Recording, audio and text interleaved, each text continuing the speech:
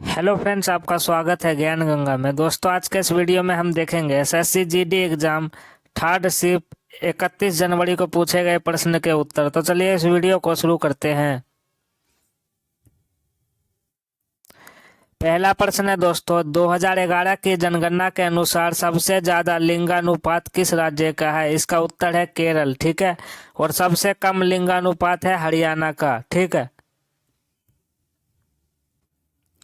अगला क्वेश्चन है, स्वच्छ भारत मिशन कब शुरू की हुआ था? इसका उत्तर है श्री नरेंद्र मोदी ने स्वच्छ भारत मिशन की नई दिल्ली राजपथ पर शुरुआत करते हुए कहा था कि एक स्वच्छ भारत के द्वारा ही देश 2019 में महात्मा गांधी की 150वीं जयंती पर अपनी सर्वोत्तम श्रद्धांजलि दे सकते हैं। 2 अक्टूबर 2014 को स्वच्छ भारत मिशन देश भर में व्यापक तौर पर राष्ट्रीय आंदोलन के रूप में शुरू किया गया था। ठीक है। अगला क्वेश्चन है, उपराष्ट्रपति किस अनुच्छेद से संबंधित है? इसका उत्तर है अनुच्छेद 63। भारत का एक उपराष्ट्रपति होगा, उसमें राज्यसभा सदस्य बनने जैसी योग्यता हो। उपराष्ट्रपति की शपथ राष्ट्रपति के समक्ष 69 अनुच्छेद के अनुसार, कार्यकाल सामान्यतः 5 वर्ष अनुच्छेद 66 के अनुसार है। ठीक है। अगला क्वेश्चन है दोस्तों, किस नदी का उल्लेख ऋग्वेद में एक बार हुआ है? इसका उत्तर है ऋग्वेद के नादी स्तुति सूतक में एक श्लोक है, नदियों की स्तुति का भजन, जिसमें निम्नलिखित 10 नदियां हैं, जैसे गंगा नदी, यमुना, सरस्वती, स्तुद्री, परुष्णी, असिकनी, मरुविरधा, वितस्ता, अर्जिकिया, सुसोम का उल्लेख है। ठीक है। अगला क्वेश्चन है, 73वां और 74वां संविधान संशोधन के समय कौन सी अनुसूचियां जोड़ी गई थी? इसका उत्तर है 73वें संविधान संशोधन द्वारा संविधान में 11वीं अनुसूची जोड़ी गई और इसके तहत पंचायतों के अंतर्गत 29 विषयों की सूची व्यवस्था की गई थी। ठीक है। 73वां संविधान संशोधन ग्रामीण स्थानीय सरकार से संबंधित है, जिन्हें पंचायती राज इस संस्थानों के रूप में भी जाना जाता है। ठीक है। 74वां संविधान संशोधन शहरी स्थानीय सरकार से संबंधित है, जिन्हें नगर पालिका भी कहा जाता है। ठीक है। 73वां संविधान संशोधन अधिनियम 1992 तत्कालीन प्रधानमंत्री पीवी नरसिम्हा राव के कार्यकाल में प्रभावी हुआ था। ठीक है। 24 अप्रैल 1993 से 73वां संविधान संशोधन अधिनियम लागू हुआ था, अतः 24 अप्रैल को राष्ट्रीय पंचायत दिवस के रूप में मनाया जाता है। ठीक। इस संविधान संशोधन अधिनियम द्वारा संविधान में भाग 9 जोड़ा गया था। 73वें संविधान संशोधन द्वारा संविधान में 11वीं अनुसूची जोड़ी गई और इसके तहत पंचायतों के अंतर्गत 29 विषयों की सूची की व्यवस्था की गई थी। ठीक है। अगला है, 73वें संवैधानिक संशोधन से हुए मुख्य बदलाव। त्रिस्तरीय बनावट। इस संशोधन के पश्चात सभी प्रदेशों में पंचायती राज व्यवस्था का ढांचा त्रिस्तरीय हो गया, जिसमें सबसे नीचे यानी पहले स्थान पर ग्राम पंचायतें आती है, बीच में मंडल आते हैं जिन्हें खंड या तालुका भी कहते हैं, और अंत में सबसे ऊपर जिला पंचायतों का स्थान आता है। ठीक है। प्रत्यक्ष चुनाव। संशोधन से पूर्व कई स्थानों पर चुनावों की कोई भी प्रत्यक्ष एवं औपचारिक प्रणाली नहीं थी, परंतु इस 73वें संवैधानिक संशोधन के माध्यम से यह व्यवस्था की गई कि अभी स्तरों पर चुनाव सीधे जनता करेगी और प्रत्येक पंचायती निकाय की अवधि 5 वर्षों की होगी की सूची की व्यवस्था की गई है। ठीक है। 73वें संवैधानिक संशोधन से हुए मुख्य बदलाव। आरक्षण। सभी पंचायती संस्थानों में 1/3 सीटें महिलाओं के लिए आरक्षित की गई है और साथ ही सभी स्तरों पर अनुसूचित जाति और अनुसूचित जनजाति के लिए भी आरक्षण की व्यवस्था की गई है। ठीक है। अगला है राज्य चुनाव आयुक्त। राज्यों के लिए यह अनिवार्य किया गया है कि वे राज्य चुनाव आयुक्त की नियुक्ति करेंगे। इन्हें आयुक्तों को राज्य में सभी स्तरों पर पंचायती संस्थानों के चुनाव करने की जिम्मेदारी दी गई है। ठीक है।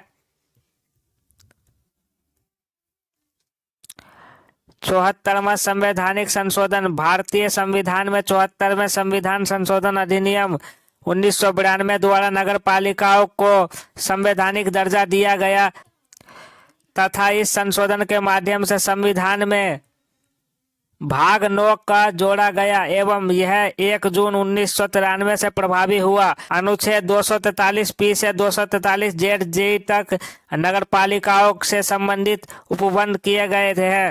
नगर पालिकाओं का गठन अनुच्छेद 243 क्यू में नगर पालिकाओं के 3 स्तरों के बारे में उपलब्ध है, जो इस प्रकार है। नगर पालिका नगर पंचायत ऐसे संक्रमणशील क्षेत्रों में गठित की जाती है जो गांव से शहरों में परिवर्तित हो रहे हैं। ठीक है। अगला है नगर पालिका परिषद। इसे छोटे शहरों अथवा लघु नगरीय क्षेत्रों में गठित किया जाता है। ठीक है। नगर निगम बड़े नगरीय क्षेत्रों महानगरों में गठित की जाती है। इसी संशोधन द्वारा संविधान में 12वीं अनुसूची जोड़ी गई, जिसके अंतर्गत नगर पालिकाओं को 18 विषयों की सूची विनिर्दिष्ट की गई है। ठीक है। उल्लेखनीय है कि 74वें संविधान संशोधन में भी 73वें संविधान संशोधन के प्रमुख प्रावधान जैसे प्रत्यक्ष चुनाव और आरक्षण आदि शामिल है। ठीक है। अगला क्वेश्चन है द्रोणाचार्य पुरस्कार की शुरुआत किस वर्ष हुआ था? इसका उत्तर है द्रोणाचार्य पुरस्कार की स्थापना वर्ष 1985 में की गई थी। यह पुरस्कार गुरु द्रोण के नाम पर रखा गया है, जिसे अक्सर द्रोणाचार्य या गुरु द्रोण कहा जाता है, जो कि प्राचीन भारत के संस्कृत महाकाव्य महाभारत का एक पात्र है। वह उन्नत सैन्य युद्ध के स्वामी थे और कौरव और पांडव राजकुमारों को सैन्य कला और अस्त्र दिव्य शस्त्र में उनके प्रशिक्षण के लिए शाही राजनेता के रूप में नियुक्त किया गया था। इस पुरस्कार के पहले प्राप्तकर्ता भालचंद्र भास्कर भागवत कुश्ती, ओम प्रकाश भारद्वाज मुक्केबाजी और OM नोबियार एथलेटिक्स थे, जिन्हें 1985 में सम्मानित किया गया था। आमतौर पर हर साल अधिकतम 5 प्रशिक्षकों को इस पुरस्कार से सम्मानित किया जाता है। ठीक है। अगला क्वेश्चन है भारत की पहली महिला आदिवासी राष्ट्रपति कौन बनी है? इसका उत्तर है द्रौपदी मुर्मू जी। ठीक है। अगला क्वेश्चन है फूल का पर्यायवाची शब्द क्या होता है? इसका उत्तर है फूल का पर्यायवाची है विकसितावस्था, डेफोडिल, बाग, उद्यान, गुलशन, पुष्प, सारंग, कुसुम, सुमन, गुल, उत्मांश, लतांत, सुमन, प्रसून, पुष्प, गुल, कुसुम, मंजरी, पुहुप। ठीक है। अगला क्वेश्चन है महावीर का पर्यायवाची शब्द क्या होता है? इसका उत्तर है महावीर का पर्यायवाची शब्द है जैसे केसरी, सिंह, शेर, व्याघ्र, पंचमुख, मृगेंद्र, केहरी, केसी, ललित, हरि, मृगपति, वनराज, शार्दुल, नाहर, सारंग और मृगराज। ठीक है। अगला क्वेश्चन आया था सेल्यूलोज कहाँ पाया जाता है? इसका उत्तर है सेल्यूलोज सबसे अधिक रुई में प्राय 90% और फिर कोनीफेरस कास्ट में प्राय 60% और अनाज के पुआलों में प्राय 40% पाया जाता है। अपद्रव्य के रूप में सेलुलोज के साथ लिग्निन, पॉलीसेकेराइड, वसा, रेजिन, गोंद, मोम, प्रोटीन, पैक्टिन और कुछ अकार्बनिक पदार्थ मिले रहते हैं। ठीक है। सेल्यूलोज पादप कोशिकाओं भित्ति में पाया जाता है। सेल्यूलोज पौधे की उत्पत्ति की एक रेशेदार सामग्री है जिसे छाल, लकड़ी, पौधों की पत्तियों या अन्य पौधे आधारित सामग्रियों से प्राप्त किया जा सकता है। कपास सबसे अधिक इस्तेमाल किया जाने वाला प्राकृतिक सेलुलोज फाइबर है। ठीक है,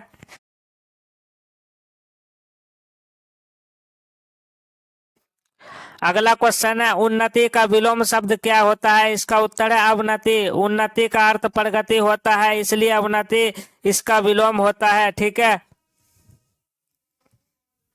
अगला क्वेश्चन है 36वां राष्ट्रीय खेल कहाँ हुआ था? इसका उत्तर है 36वें संस्करण में गुजरात में 2022 में पहली बार राष्ट्रीय खेलों की मेजबानी की थी। राष्ट्रीय खेल 2022 गुजरात के 6 शहरों अहमदाबाद, गांधीनगर, सूरत, वडोदरा, राजकोट और भावनगर में आयोजित किया गया था। भारत में राष्ट्रीय खेल दिवस प्रत्येक वर्ष 29 अगस्त को मनाया जाता है। 29 अगस्त को मनाने का कारण यह है कि इस दिन भारत की दिग्गज hockey player major Dhyanchand Kushwaha का जन्म हुआ था।